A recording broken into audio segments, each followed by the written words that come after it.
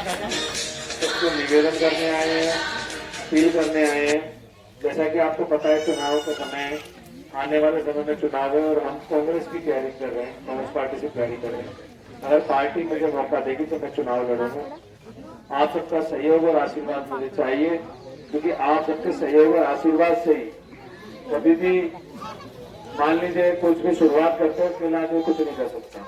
सबके सहयोग से ही काम होता है, आशीर्वाद से ही काम होता है। एक निवेदन मैं ये करूंगा, जैसे कि आप मेरे काम से वाकिफ होंगे, अगर अकेडमी के बारे में किसी को पता है बच्चों? एक मिनट, आप खेड़ा गांव में हमने एक अकेडमी खोल रखी है, उसके बारे में पता है आपको? किसी पता है आपको? जिसमें आर्मी पुलिस की तैयारी कराई जाती है, आपको पता है? और किस को पता है? पता है साहब आपको? इधर युवा खड़े हैं हमारे, उनको पता है, पर मुझे लग रहा है काफी कम लोगों को पता है। कुछ लोगों को पता है, कुछ को नहीं पता है। कमियां रही हैं जो मैं पीछे भी हर जगह दोहराता रहा हूँ। ये अपना मेवाड़ क्षेत्र है, एक शिकायत मेरी है सबसे पहले यहाँ से।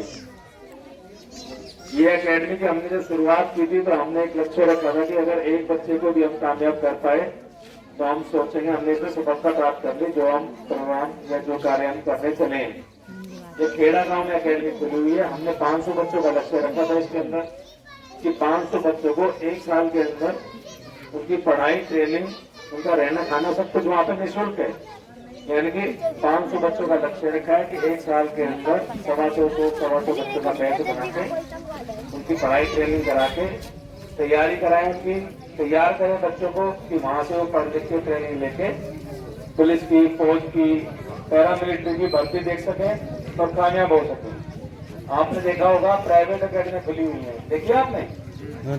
प्राइवेट अकेडमी तो खुली हुई है जगह जगह, और हजारों लाख रुपए फीस लगती है उसमें। जब अलवर में, सीकर में इनकी भरमार है, झुंझुनू में इनकी भरमार है प्राइवेट अकेडमी की, और हजारों लाख रुपए फीस देते हैं। पर हर परिवार इतना सक्षम तो नहीं है। कि हजारों लाख करोड़ फीस देकर अपने बच्चे की पढ़ाई और ट्रेनिंग करा सके। तो उसको ध्यान में रखते हुए ही हमने पूरे अलवर जिले से इसमें बच्चे लिए। पूरे अलवर जिले के हर ग्राम पंचायत में जा जाके हमने बच्चों का सिलेक्शन किया है। प्राथमिकता हमने वो रखी है कि जो आर्थिक रूप से कमजोर परिवार है उनके बच्चों को लिया जाए। जो बच्चा मेहनत करता हो, जिसके मन में लगन हो कि मुझे नौकरी करनी है, टाइम पास वाले बच्चे को नहीं। देखो, क्योंकि निःशुल्क है चीज, कोई फ्री चीज मिलती है तो सब सोचते हैं कि मैं ले लूं सबसे पहले इसको। कोई सक्षम परिवार भी होगा, वो सोचेगा सबसे पहले मेरे बच्चे ले लें इसमें दाखिला। होता है नहीं साहब, कोई भी चीज फ्री मिलती है तो ये चीजें हो जाती हैं, हर किसी के साथ है ये। तो हमने प्राथमिकता ये दी जो परिवार सक्षम नहीं है, जिनके माता पिता सक्षम नहीं है, कम से कम उन बच्चों को हम इसमें दाखिला दिलाएं।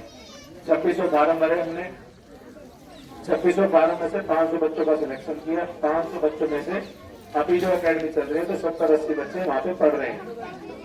और अच्छा परिणाम ये आया कि 6 बच्चे अभी अग्निवीर भर्ती में गए थे, 6 बच्चे गए थे सिर्फ अभी, और 6 के 6 बच्चे पास हो गए फिजिकल में। वो बात अलग है, 3 बच्चे मेडिकल में रह गए थे। तो 6 के 6 बच्चे पास तो हो गए, मेडिकल में रह गए, वो अलग बात है। और हम ये बात अपने कोच, जो वहां पर अपने कोच रखा हुआ है, जो टीचर पढ़ाते हैं उनसे की, जब इतना रिजल्ट कैसे आया कि 6 के 6 पास हो गए, तब उन्होंने बताया कि ये वो बच्चे हैं जब अपने घर से निकले थे तो कह के निकले हैं, अपने मन के अंदर इन्होंने विश्वास जमाया है कि हमारे लिए अगर कोई संस्था है जो ऐसा काम कर रही है, अगर हमारे माता पिता इतने सक्षम नहीं है, नहीं तो हमें मौका नहीं मिल पाता भाई, वो कहीं ट्रेनिंग नहीं ले पाते। तो अगर हमारे लिए कोई ऐसी संस्था है और हमारे बड़े बुजुर्गों ने, हमारे गांव वालों ने मुझे एक रास्ता दिखाया है, तो मैं अगर यहाँ से पढ़ के जा रहा हूँ, मैं यहाँ ट्रेनिंग कर रहा हूँ, तो कामयाब होके जाऊँ, घर पे अपने पैरों पे खड़ा होकर वापस जाऊं। तो ये इस कारण से 6 बच्चे जो गए और पास हो गए।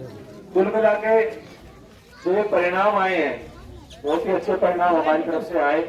इतना हमने भी उम्मीद नहीं की थी उस चीज में। हमने भी सोचा था कि अगर एक बच्चे को भी हम कामयाब कर पाते हैं तो हम सोचेंगे उससे हमने सफलता प्राप्त कर ली, कि भगवान ने हमें इस लायक तो बनाया कि हम एक बच्चे को कामयाब तो कर पाए।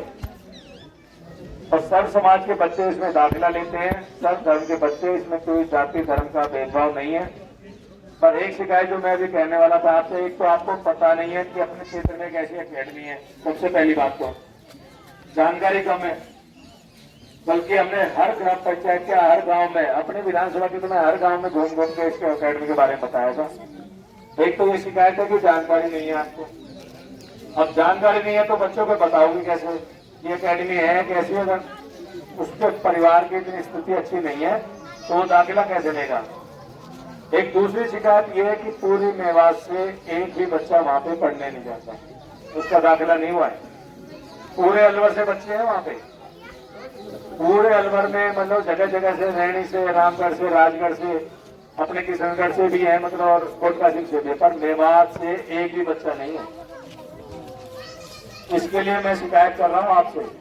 युवा भी खड़े हैं, सब भाई खड़े हैं मेरे, और बड़े बुजुर्ग भी खड़े हैं बाबू।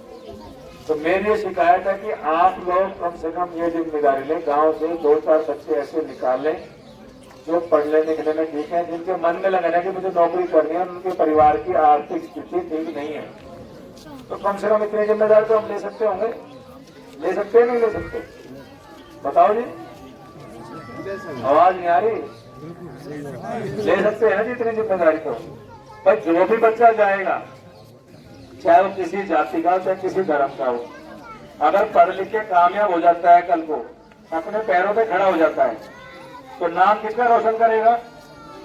पूरे गांव का नाम रोशन करेगा, नहीं करेगा? पूरे गांव का नाम रोशन करेगा, अपने माता पिता का नाम रोशन करेगा, अपने क्षेत्र का नाम रोशन करेगा। कुल मिला के बच्चा कामयाब होता है, अपने घर पे, अपने घर को संभालता है, अपने घर पे पैसे लेकर आता है, तनख्वाह लेकर आता है, अपने पैर पे खड़ा होता है तब। पर नाम किसका करता है? पूरे क्षेत्र का करता है, पूरे गांव का करता है, पूरे समाज का करता है। व्यक्ति का जो पूरी विधानसभा के लगभग 75 स्कूलों को कवर करता है, वो भी सरकारी स्कूलों को।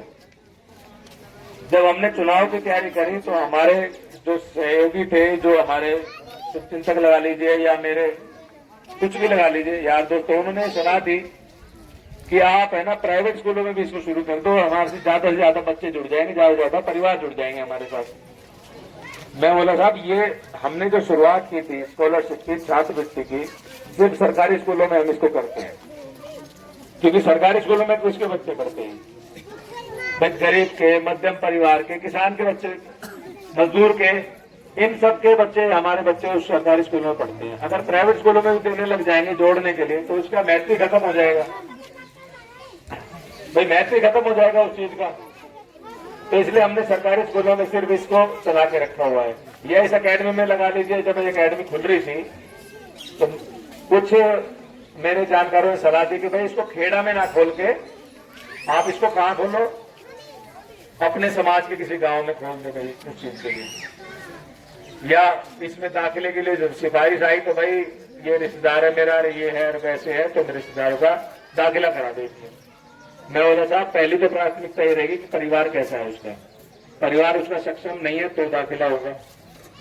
दूसरी बच्चे में लगन होगी तो दाखिला होगा। टाइम पास के लिए मैंने अकेडमी नहीं खोली हुई है, ये मैंने अपने पिता की याद में खोली है। वैसे तो अगर मैं ऐसे काम करने लग गया इसके अंदर तो लोगों का विश्वास उठ जाएगा और इसका महत्व ही खत्म हो जाएगा। सबसे बड़ी बात क्या है, सबसे बड़ी बात है इस अकेडमी का महत्व ही खत्म हो जाएगा। जो आज ये परिणाम आ रहे हैं वो इसी का कारण है कि उसमें सर्व समाज सर्व धर्म के बच्चे उसमें पढ़ते हैं।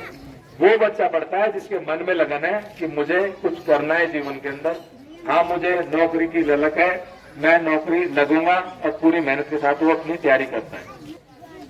आपने सबने उस पर गौर भी किया हुआ और हम ज्यादातर लोग उस पर अमल भी करते हैं।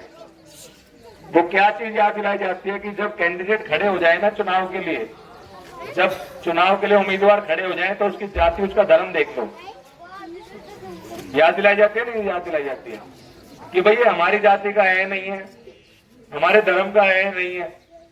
तो मैंने तो अपने समाज में भी सबसे हाथ जोड़ के निवेदन यह किया है कि आपसे भी मैं ये निवेदन करने आए हैं, आज हम सहयोग की उम्मीद कर रहे हैं, आपसे सहयोग लेने आए हैं और आशीर्वाद लेने आए हैं कि चुनाव में अगर लड़ते हैं तो आप हमें सहयोग और आशीर्वाद दें।